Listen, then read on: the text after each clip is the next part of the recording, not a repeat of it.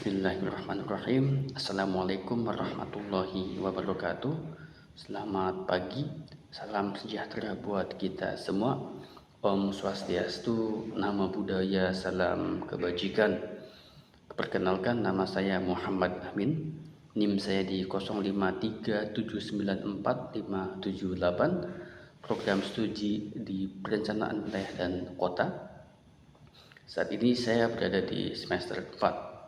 Oke, pada kesempatan pagi hari ini saya akan sedikit menyampaikan presentasi tentang laporan riset sosial mengenai identifikasi karakteristik guna lahan dan kegiatan di Kota Bandung yang disusun berdasarkan Kaidah Standar Modul PWKL 4107 atau sekarang di STPL 4104.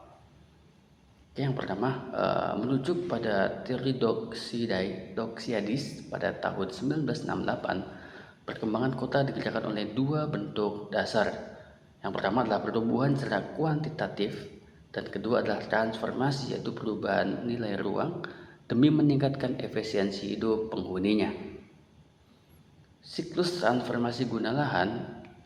Pada proses transformasi ruang ini tidak terjadi instan, melainkan melalui 4 tahapan struktural yang sekuensial. Ini dimulai dari tahapan penetrasi fungsi baru, dilanjutkan dengan invasi, kemudian dominasi, dan diakhiri oleh suksesi total. Akan masalah penataan ruang, masalahnya pembangunan oleh masyarakat di lapangan seringkali tidak selaras dengan rencana tata ruang. Ketidaksesuaian ini menimbulkan dampak negatif pada aspek sosial, ekonomi, budaya, dan yang paling krusial adalah instabilitas ekonomi kota. Instrumen politik guna lahan untuk menekan eksternalitas negatif tersebut, pemerintah harus hadir melalui instrumen politik menata guna lahan, intervensi yang tegas diperlukan agar tingkat efisiensi masyarakat dan manfaat sosial yang maksimal dapat tercapai. Guna lahan versus kegiatan persil. Dalam studi ini kita harus membedakan dua istilah. Yang pertama, guna lahan adalah ketetapan fungsi dominan secara makro pada suatu kawasan. Sedangkan kegiatan merujuk pada aktivitas manfaatan ruang mikro yang nyata di atas setiap persil tanah. Tipologi pemanfaatan lahan. Aktivitas penduduk di perkotaan secara umum dikelompokkan ke dalam blok-blok fungsional utama, meliputi blok perumahan, kawasan komersial, zona industri, ruang terbuka hijau, kawasan lindung, hingga pemanfaatan lahan campuran atau mixed use. Objek studi Kota Bandung. Tidak semua wilayah Kota Bandung memiliki proporsi lahan yang ideal. Oleh karena itu, riset ini berfokus pada spesifik di Kota Bandung untuk mengidentifikasi bagaimana karakteristik guna lahan asli merespon tingginya laju konversi ruang. Mari kita lanjutkan ke bagian kedua, yaitu penjabaran kerangka kerja riset.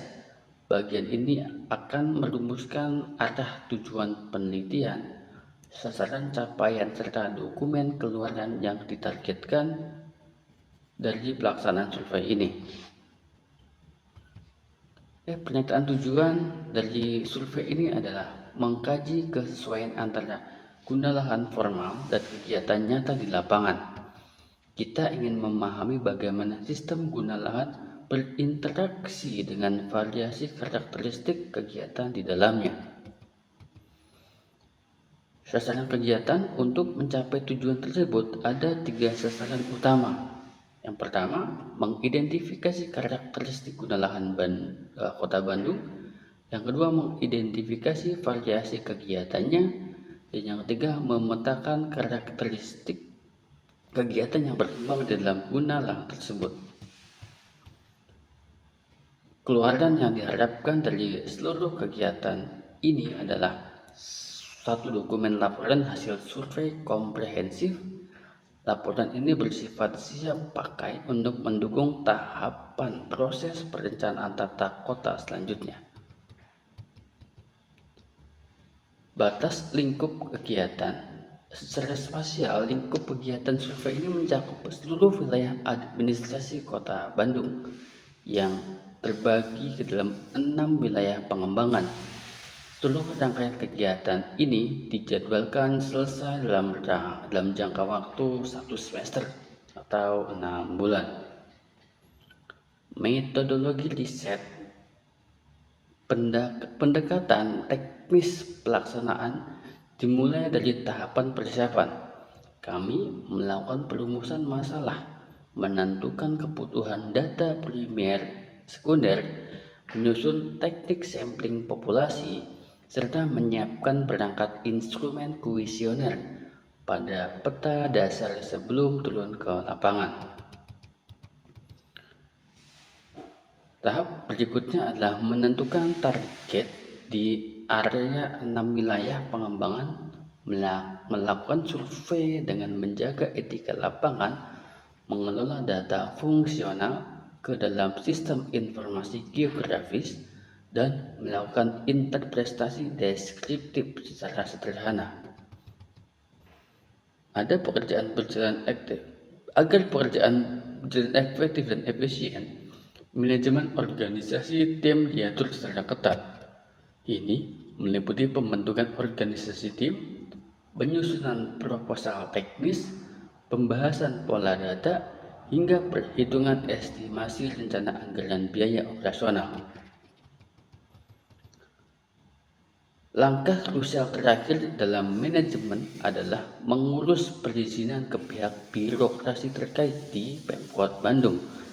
Legalitas ini penting untuk menjamin keamanan surveyor dan mempermudah akses pengumpulan data sekunder instansi. Sebagai kesimpulan alur kerja, riset ini mengikat teori transformasi makro dalam bentuk fisik 6 wilayah pengembangan Kota Bandung. Hasil akhir berupa basis data spasial yang valid untuk masa depan tata kota. Sekian, terima kasih. Demikian paparan identifikasi guna lahan Kota Bandung ini saya sampaikan. Mohon maaf jika banyak kata atau kalimat yang kurang berkenan di hati Bapak Ibu semua. Mohon kiranya untuk dimaklumkan dan dimaafkan. Sekian, akhir kata dari saya. Sekian, wassalamualaikum warahmatullahi wabarakatuh. Om Santi Santi Om. Selamat pagi.